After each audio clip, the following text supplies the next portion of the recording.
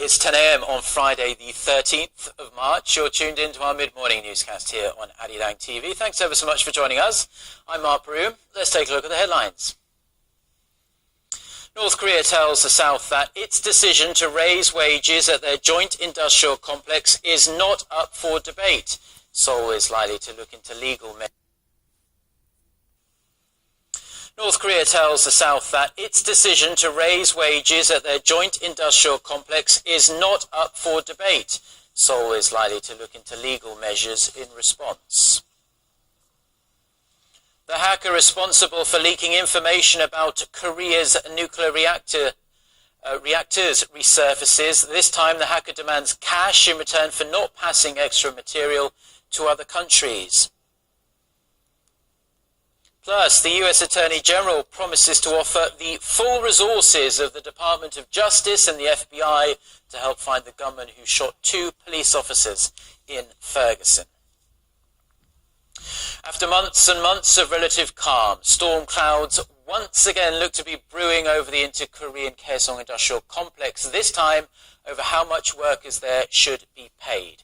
Seoul has been pushing for talks, but North Korea says it has no intention of negotiating with South Korea over its unilateral decision to raise workers' wages at the complex. Now, Pyongyang's Central Special Development Guidance Bureau, which is in charge of operating the complex, said the wage hike is a legitimate and normal exercise of its legislative rights. Last month, North Korea said it would raise the workers' monthly salary by 5% to $74. Now, earlier this week, the South Korean government said that if the North refused to budge on this issue, Seoul would be left with no choice but to review strong administrative and legal means to respond. The United States has once again reiterated that no decision has been made about the possible deployment of a US missile defense system to the Korean Peninsula. US Forces Korea says that while there have been no consultations with Seoul over the so-called THAAD system, informal surveys have been conducted to find a suitable location if the missile shield was to be deployed in the future. The statement came after a Korean daily reported that the US had identified 3 suitable sites. The possible deployment is a highly controversial topic in South Korea. Those who support its deployment say THAAD would deter North Korea's nuclear threat. Critics argue it would negatively impact South Korea's ties with China and Russia. Now, for its part, the South Korean government says no talks have been held on the issue and it plans to establish its own missile defense system by the year 2020. Prime Minister Lee Wang-gu on Thursday vowed to root out corruption in Korean society in his first address to the nation.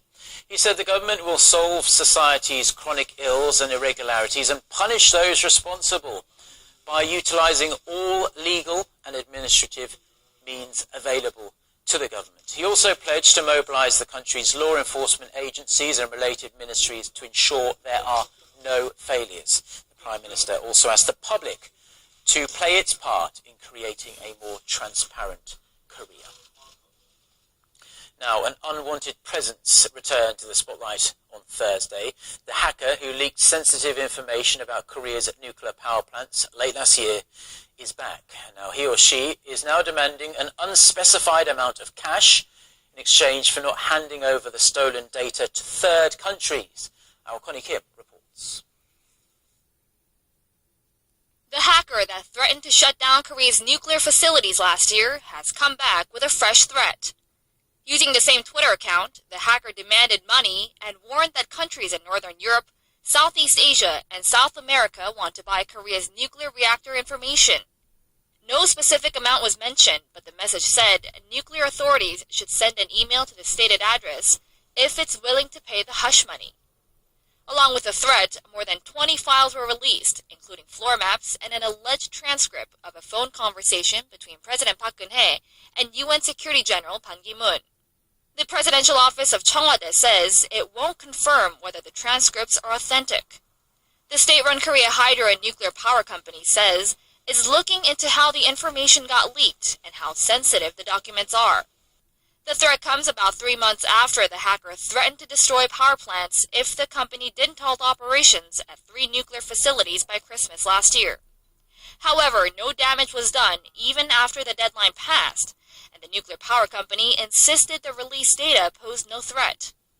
However, the hacker's comeback is a worry as he or she still hasn't been identified, even after several weeks of investigation. Connie Kim, Arirang News.